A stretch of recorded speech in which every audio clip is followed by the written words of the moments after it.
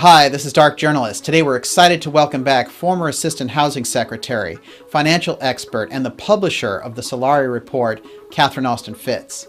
Now, Catherine has been helping to shape a new conversation about how the corporate media manipulates the narrative around our financial future in her fascinating quarterly reports at Solari.com. Now, what makes this episode a real unique breakthrough is we're not only going to examine the corporate media's role in promoting propaganda, but also look closely at streams of disinformation stories being pushed in alternative media circles and who is behind them.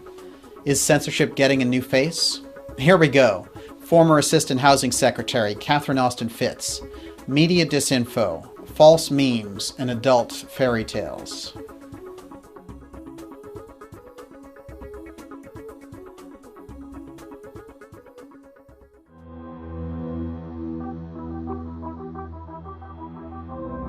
I'm assuming that the intelligence agencies, both public and private, float these things and they see what, they've got lots of people on the payroll. It's the biggest job program in America, COINTELPRO, 20.0. They float these things and they see what they can get traction and energy by. And they're developed around fear, greed, and the need for emotional satisfaction. The reality is, if you look at what's happening, we're dealing with legal, financial, physical debasement across every aspect of our life. I started doing these special Dark Journalist reports and interviews because I saw a complete disassociation between the official reality that we were being spoon-fed by the corporate media and the actual situation on the ground, which is often obscured by covert forces operating in a shady twilight between government institutions, corporate entities, and a black budget underworld. I managed to identify 3 levels of information in any important story or deep event, such as the financial coup d'etat of 2008. These 3 levels are: 1. The official story, often in place to guard the real story. 2. The counter story, put out by diligent researchers and distorted by the media as conspiracy theory. 3. Third force narratives, or junk conspiracy, where a bizarre meme is used to try and alienate those looking into alternative research and discourage average people from doubting the official story. The process of examining and decoding these 3 different levels is what I call dark journalism, where we go deeper than the official reality, but also avoid the junk conspiracy third force stories. We drive deep into the heart of the facts and find those experts who can help us reveal the mystery. So with all that in mind, let's go talk with Catherine Austin Fitts.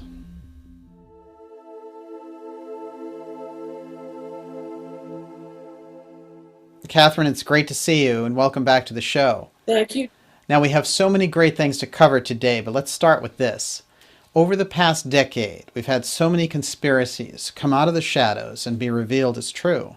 From the Snowden revelations about NSA surveillance of average Americans, to the manipulation of our financial system by a small group of insiders, people are getting the message that reality is not what the corporate media told them it was. Yeah. Along with that new awareness, we're seeing major levels of distraction by forces in the mainstream and alternative media, creating these elaborate memes to take that new awareness that people have and steer it into confusion. Now, I've put together a list of some of these memes here, and I'd like to get you to comment on them. So the first one is, the White Dragon family is rescuing the economy. Right. This is one of my favorites. Then there's Kabbalarists are pending, the Alliance for Good are negotiating their surrender.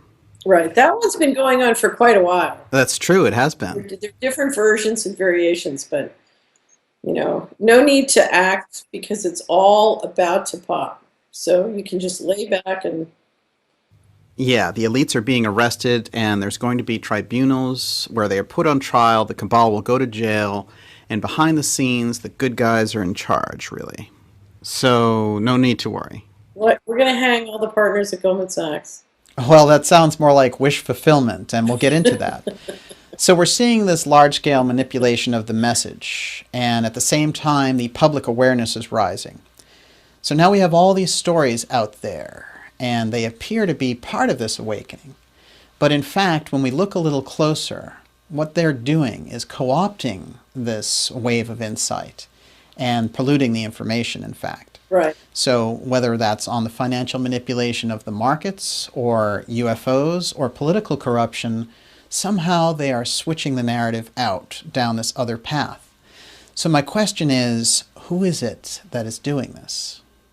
Well, I'm assuming that they're coming from a variety of I'm assuming that the intelligence agencies, both public and private, float these things and they see what, they've got lots of people on the payroll. It's the biggest job program in America, COINTELPRO, 20.0. And, they float these things and they see what they can get traction and energy by. And they're developed around fear, greed, and the need for emotional satisfaction.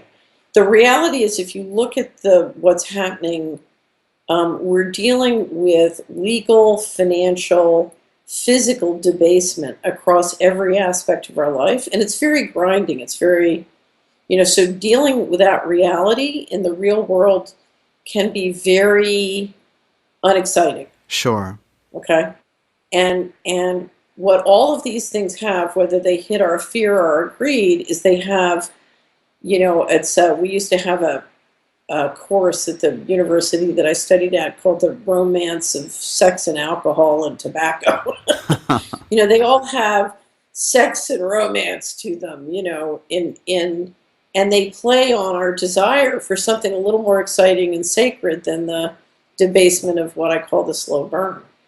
And one of the things they offer, whether they play the fear side or the greed side, is they play on people's desire for hope. Mm-hmm. And it's very tragic because, in fact, hope comes from facing reality and finding the pathway that can shift things. And if you're not prepared to deal with the nuts and bolts of reality, you're never going to find that path. You're going to go in these sort of cycles that never touch the train tracks. And that's part of the goals of the story, is they're trying to keep you from touching the train tracks of power and money. So it's how can we keep everybody preoccupied while we control the train tracks? So do you know what the third rail is? You've got a subway system where you live. Yes. So the third rail is the train or the trolley runs on the tracks, and then the third rail carries the electricity. Well, they want to keep everybody away from the third rail. I see. They want to control the third rail, and whether it's the fear version or the greed version, they've got everybody going in circles, which leaves them free to control the third rail. Well, that's really fascinating. And of course, those are some of the more positive memes that are floating around out there. That type of adult fairy tale. Right. But then we also have these negative ones. And you can spot fear porn better than just about anybody. Of course, being in that financial world, there are always people and pundits coming up to you and saying, we are going into a total economic collapse. Right. And it gets repeated ad nauseum. So the sky is always falling. This is what has shocked me the most, because I will have people come to me who are very well educated and very intelligent. And when we start, they'll come in and they'll say, Shemitah is happening in September and the whole global economy is going to crash. Right. And here we are in December. And you think, how in the world could someone, with this experience and this accomplishment buy this? It's one of the reasons I believe that one of the real problems is entrainment. I think, we were coming into a fall where a lot of big decisions the can had been kicked. And it was clear we were facing a lot of big shifts, including the yuan going in the SDR system and some of these other issues. So it was going to be, geopolitically, it was going to be a very tense fall, and it clearly has been. But rather than people looking at the reality of what was coming up, there were, again, this whole range of adult fairy tales, Shemitah being the most, sort of prominent, ridiculous. And I'm convinced, Daniel, from sort of just interacting with the people I did, that they had literally digested a huge amount of entrainment and sort of subliminal programming. And that's why on the Solari Report, I try and get every subscriber to listen to or read our Solari Report on the use of entrainment technology to trick people in terms of how they invest their money. Yeah. So, and this is something I've talked with you a lot about. I just pointed out that we have a video now up of a university professor from University of California, Davis, talking about how this kind of technology is being used on kids, and that's why we're seeing this bizarre behavior at universities around the country. So I think with respect to this fall, they were using entrainment to kind of play off what clearly was coming up was going to be a tense time. So they kind of created a lot of resonation in the fields, about that time, which was clearly going to be a tense time. So in that sense, the fairy tales aligned with the reality energetically. That's interesting, and on some level I expect that from the mainstream media, who really have only become much worse since they've been centralized into just 6 companies controlling the vast majority of news that we see. Right. But now we're seeing this COINTELPRO 2.0 factor creeping into the alternative media and ultimately rendering us powerless to act on that new information. It's also deliberately attempting to marginalize alternative media to the point where a reporter like me won't even want to be associated with it, the same way I don't want to be associated with the corporate media. So it's a very sophisticated op. Right. I think, my experience has been in many respects the alternative media is worse than the corporate media. Although the corporate media is getting pretty ridiculous. So, the corporate media was always the official story, but it has only recently become what I call the shriekometer. Right. So, they've both become shriekometers. And I think part of it is that, whether it's the happy adult fairy tale or the fear adult fairy tale, hope sells and fear sells. Reality, is difficult and complicated and depressing sometimes. Mm-hmm. And to get something done in reality requires action. And that means dealing with the COINTELPRO that happens when you have weather, as you have weather problems when you start to take action. So reality is a lot harder. There's another dynamic that's going on too, Daniel, and that is if I stick with adult fairy tales, then whether it's the problem or the solution, it's a stranger. A stranger is the problem, and a stranger is the solution. Okay, so we have the Asian white dragon families are the savior and they're going to solve us. Or E.T. is the Lone Ranger and is going to come down in his UFO and save us. There's no requirement to look at intimate responsibilities. So the fact that people in my community, my neighbors, are dealing drugs, I don't have to look at. And I'm not talking about marijuana, I'm talking about hard narcotics. Mm-hmm. Or that the bank I bank at is laundering money. Or that, my brother or sister is at Goldman Sachs doing these things. Do you know what I mean? Yes. So it gets very ugly when you have to start looking at the intimate picture. It's funny, I started warning people in 1998 about the housing bubble. And I warned them all the way through the crash and the bailouts, and then I had to listen for many years why they would ask me, why did nobody warn us? I said, well, wait a minute, I risked my life to warn you. You don't even remember. But what I saw was the housing bubble was not engineered by people in Wall Street and Washington. Certainly they started it and ran it, but it was engineered by mortgage bankers, home builders, appraisers, title insurance people, and professionals in every county in America. Everybody was, and the opposition I got was not just from the top guys. The opposition I got was people saying, hey, we're having a party, don't mess it up. Right. So there is an unwillingness to look at the intimacy of the evil that we're dealing with. I see. I mean, since World War II, we've run around the world and subsidized ourselves by debasing everyone with the dollar or doing what we do militarily around the world. And most Americans have been the beneficiary of that, and nobody wants to look at it.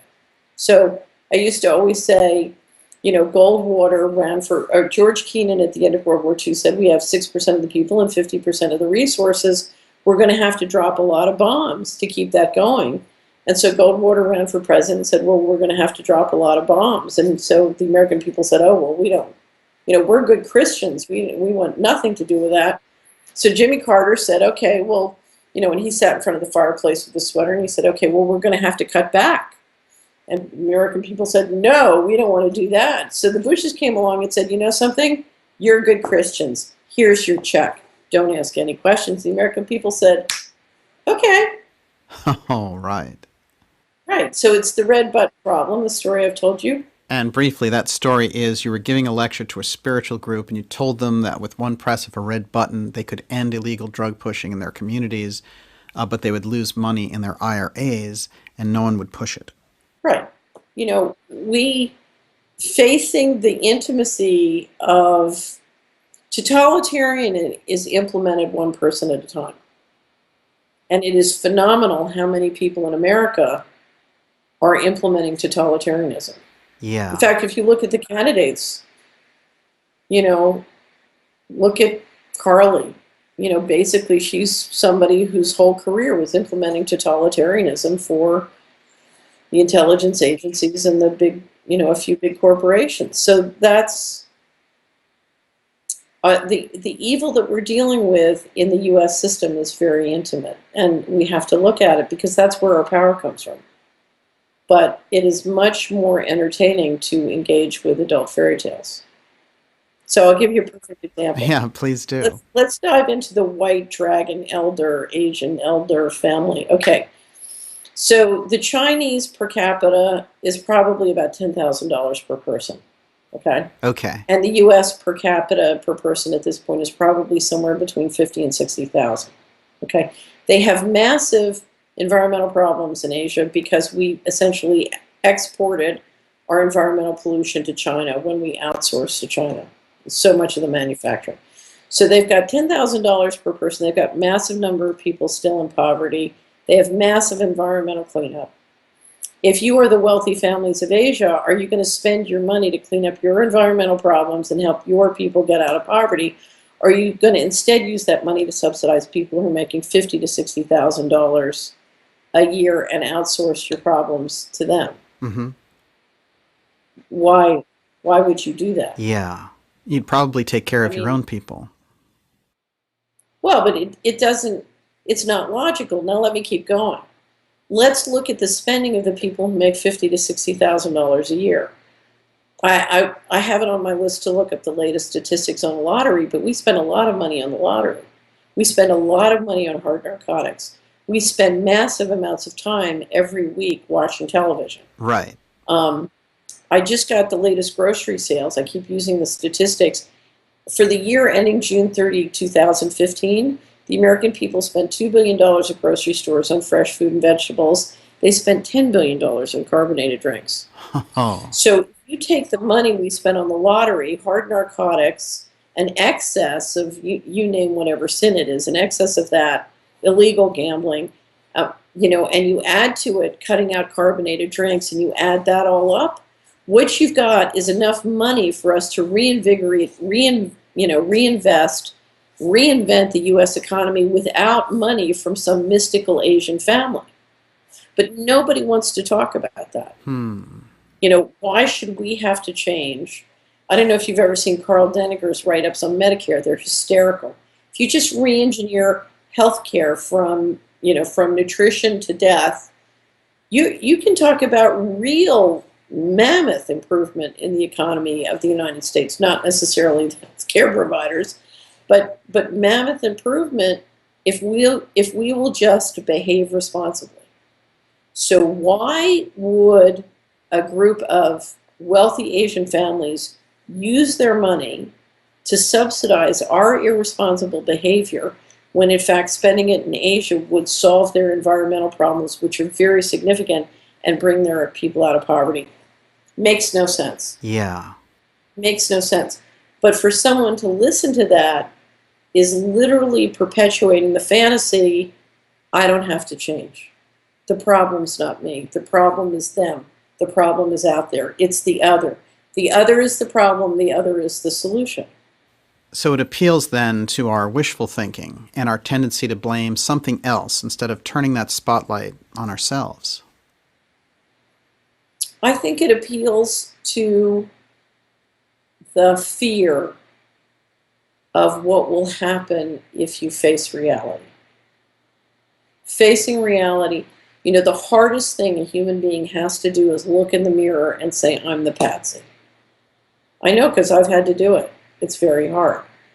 And, because then you have to go to work on the real thing. You have to change your behavior and habits. You need to try and network and collaborate with your family, your neighbors, your network, and try and change. You need to find the opportunity. I'll give you an example.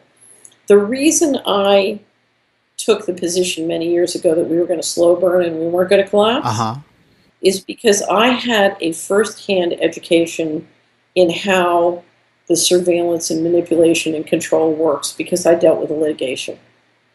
And I saw the depth of how the matrix is engineered, and that there is a matrix. I lived it. And I had to reverse engineer it by living it. And so I had a much deeper understanding of how the control works, because I had a very expensive opportunity, thank you to the Department of Justice. And what that taught me was a whole series of things. And when I tried to explain to financial people how the control worked, I literally heard, I try and explain control files and that everybody had a control file. And they would say, I can't talk about that. I can't go there because what you're telling me is it's hopeless. Right. And I would say it's not hopeless at all. But we have to bring transparency to this. We have to look at it. If we can't look at it, then it's hopeless. So we would get into this negative loop where they were telling me it was hopeless because they refused to look at the dark side. And I was trying to show them what the pathway was to break free of the whole control mechanism. And I was believing it was hopeless because they wouldn't go there. So, and this is where, I feel like I've just spent 20 years in this loop. I can appreciate that. That's why, like dark journalists, you'll go there. Definitely. And we have to go there. We have to go there because the pathway to where we want to go, the dark side's not going to go away. So you bring transparency and you try and shift more and more into the light. That's what you try and do, but it's not going to go away.